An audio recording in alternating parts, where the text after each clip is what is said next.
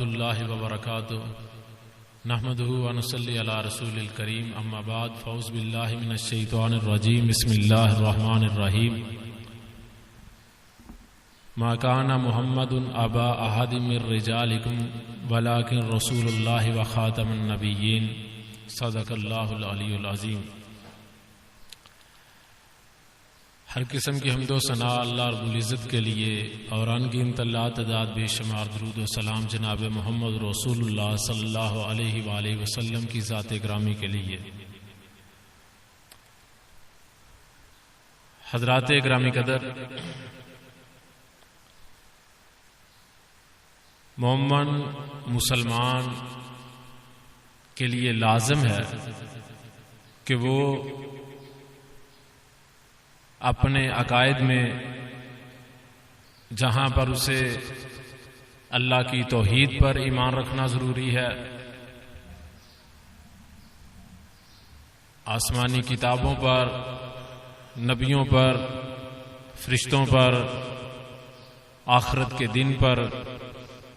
نبی کائنات صلی اللہ علیہ وآلہ وسلم کی رسالت پر ایمان رکھنا ضروری ہے۔ اسی طرح نبی کائنات صلی اللہ علیہ وآلہ وسلم کی ختم نبوت کے اوپر بھی ایمان رکھنا ضروری ہے۔ جس انسان کا جناب محمد رسول اللہ صلی اللہ علیہ وآلہ وسلم کی ختم نبوت کے اوپر ایمان نہیں، جو آپ کو خاتم النبیین تسلیم نہیں کرتا، اس کا اسلام کے ساتھ کوئی تعلق نہیں ہے۔ حضرات گرامی قدر، آپ صلی اللہ علیہ وآلہ وسلم اس دنیا میں آخری نبی مبعوث ہوئے ہیں، اور آپ صلی اللہ علیہ وآلہ وسلم نے فرمایا لو کان من بعدی نبی لکان عمر بن الخطاب، اگر میرے بعد کوئی نبی ہو تو وہ میرے بعد حضرت عمر رضی اللہ تعالیٰ عنہ نبی ہوتے۔ تو اب جب کہ حضرت عمر رضی اللہ تعالیٰ عنہ منصب رسالت پہ نہیں آ سکے، تو اور کوئی بھی منصب رسالت پہ نہیں آ سکتا۔ نبی کائنات صلی اللہ علیہ وآلہ وسلم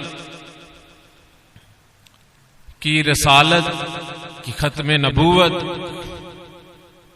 اس کے اوپر بالکل اسی طرح ایمان رکھنا ہے کہ جس طرح ہمیں اللہ کی توحید کے اوپر ایمان ہے۔ اللہ کی توحید کے اندر بھی کسی قسم کا کوئی کمزوری نہیں آنی چاہیے،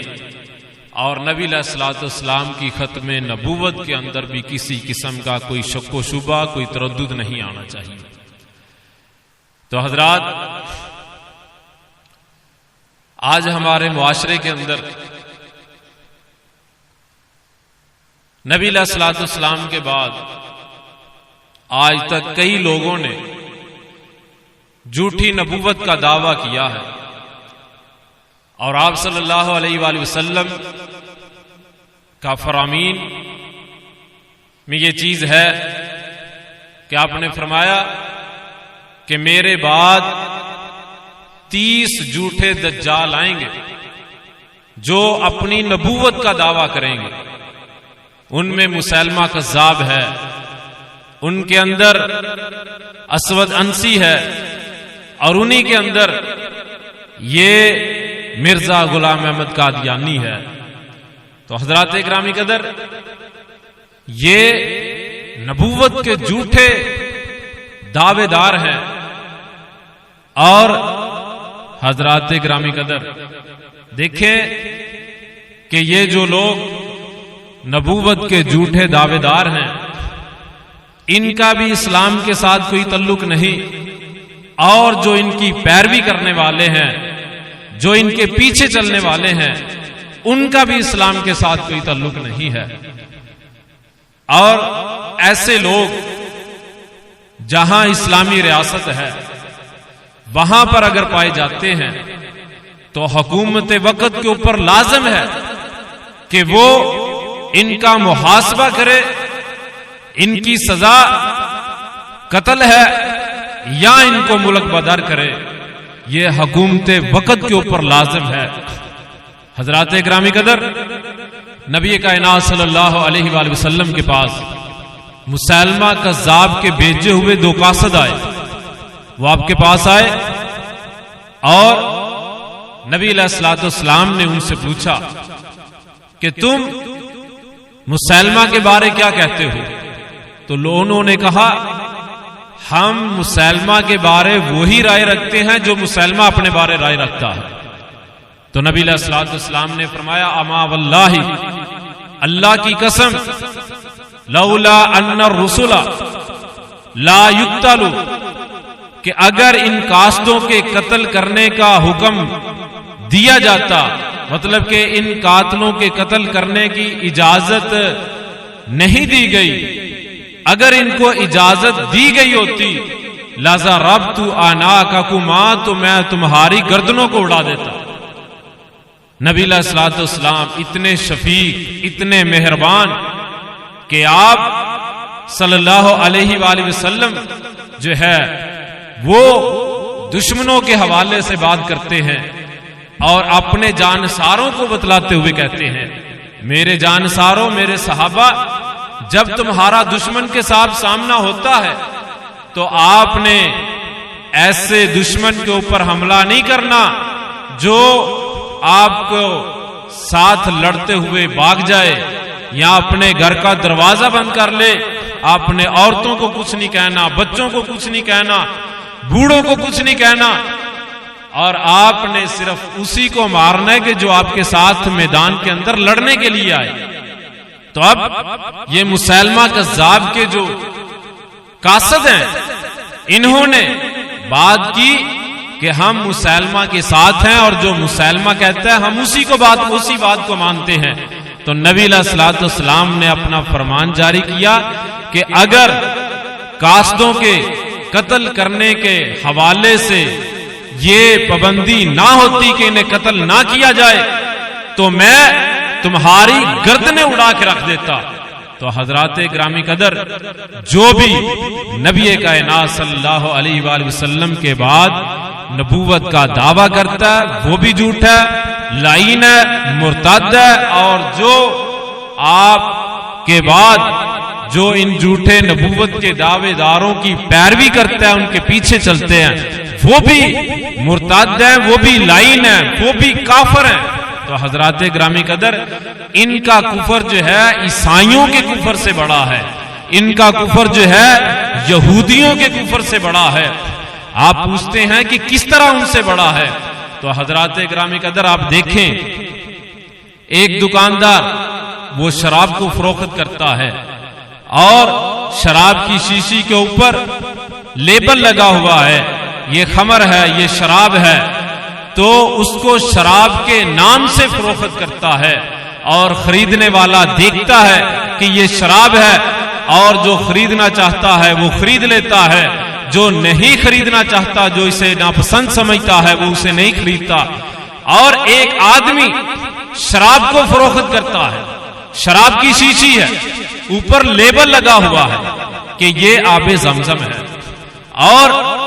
خریدنے والا اسے آب زمزم سمجھ کے خرید لیتا ہے اور اس کو پیتا ہے۔ تو حضرات گرامی قدر، آپ بتلائیے ذرا کہ ایک بندہ شراب کے اوپر شراب کا لیبل لگا کے فروخت کرتا ہے اور ایک آدمی شراب کے اوپر آب زمزم کا لیبل لگا کے فروخت کرتا ہے، ان میں بڑا مجرم کون ہے، ان میں بڑا گناہگار کون ہے؟ تو آپ یقیناً یہی کہیں گے کہ ان میں بڑا مجرم، بڑا گناہگار وہ ہے کہ جس نے دھوکے کے ساتھ شراب کو فروخت کیا ہے، جس نے شراب کے اوپر لیبل آب زمزم کا لگایا۔ اسی طرح ایک آدمی سور کے گوشت کو فروخت کرتا ہے اور اس نے لکھ کے لگایا ہے کہ یہ سور خنزیر کا گوشت ہے، اور ایک آدمی سور کے گوشت کو فروخت کرتا ہے بکرے کا گوشت کہہ کے، اس نے لیبل لگایا کہ یہ بکرے کا گوشت یہاں سے ملتا ہے، یہاں سے گائے کا گوشت ملتا ہے۔ تو حضرات گرامی قدر، آپ سے میں پوچھتا ہوں کہ ان دونوں میں بڑا گناہگار، بڑا مجرم کون ہے، تو آپ خود کہیں گے کہ ان میں بڑا مجرم وہ ہے کہ جس نے دھوکے کے ساتھ سور کے گوشت کو حلال جانور کے نام پہ فروخت کیا۔ اسی طرح عیسائی اپنے آپ کو کافر سمجھتے ہیں، یہودی اپنے آپ کو کافر سمجھتے ہیں، وہ اپنے آپ کو مسلمان نہیں کہتے۔ یہ ملعون، یہ لعنتی قادیانی جو ہیں، یہ اپنے آپ کو کافر نہیں کہتے، یہ اپنے آپ کو مسلمان کہتے ہیں، یہ اپنے کفر کے اوپر مسلمانی کا لیبل لگاتے ہیں۔ تو حضرات گرامی قدر، یہ ان سے بڑے کافر ہوئے، یہ ان سے بدترین کافر ہوئے، اور یہ ان سے بڑے کافر بھی ہیں، لعین بھی ہیں، اور مرتد بھی ہیں۔ تو حضرات گرامی قدر، آپ یہ بھی کہتے ہوں گے کہ مرزا قادیانی تو مرتد تھا، اور اس وقت کے لوگ جو ہیں وہ مرتد تھے، یا اس وقت کے لوگ جو کلمہ طیبہ پڑھتے ہیں لا الہ الا اللہ محمد رسول اللہ، پھر اس کے بعد قادیانیت کو قبول کرتے ہیں، وہ مرتد ہیں۔ جو پیدائشی طور پر قادیانی ہیں وہ کیسے مرتد ہو سکتے ہیں؟ تو حضرات گرامی قدر، وہ بھی مرتد ہیں۔ کس طرح؟ اس لحاظ سے کہ وہ لوگ جو پیدائشی طور پر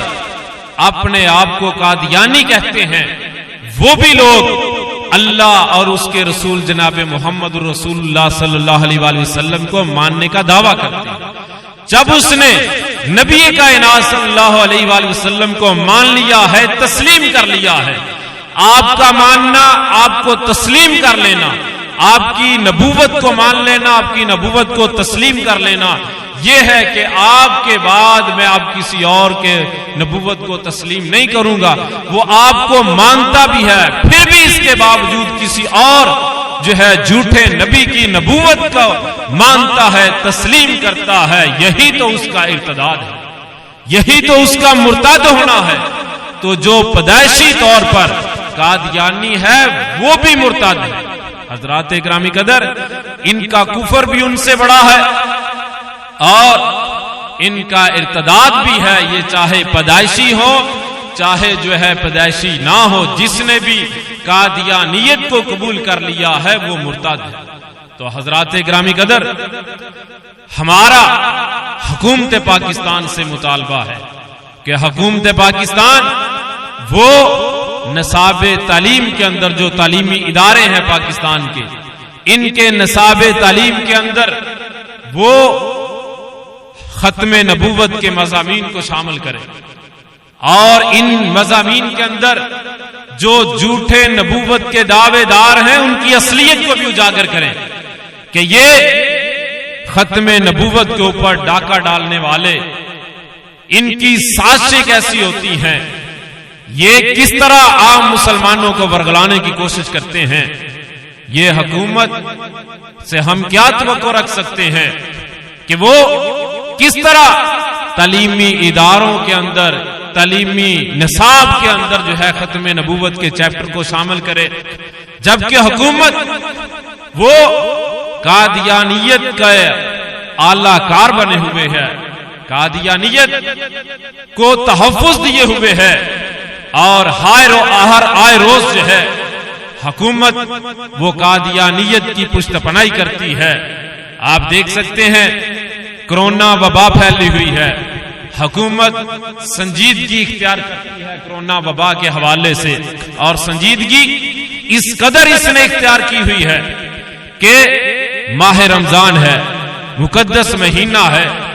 لوگ اپنے سارے معاملات چھوڑ کے مساجدوں کا رخ اختیار کرتے ہیں، اکثر اوقات قرآن کی تلاوت کرتے ہوئے دکھائی دیتے ہیں مساجد کے اندر، لیکن اس کرونا وبا کی وجہ سے لوگ گھروں کے اندر محصور ہیں، اور حکومت وقت نے پابندی لگا دی ہے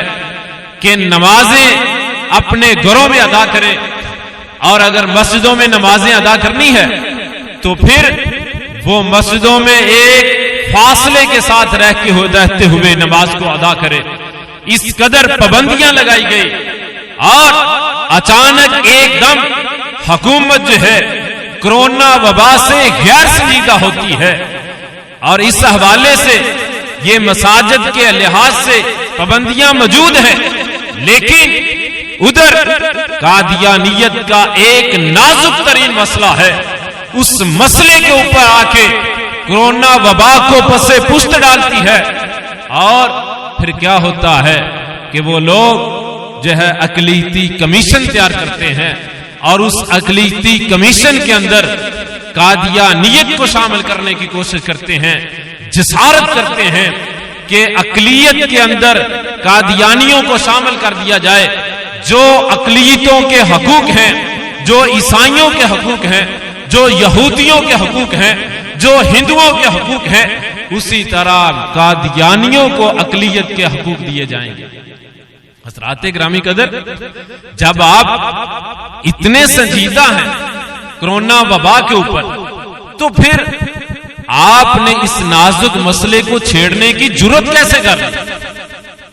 حضرات گرامی قدر، آپ نے، ہمیں تو یہ لگتا ہے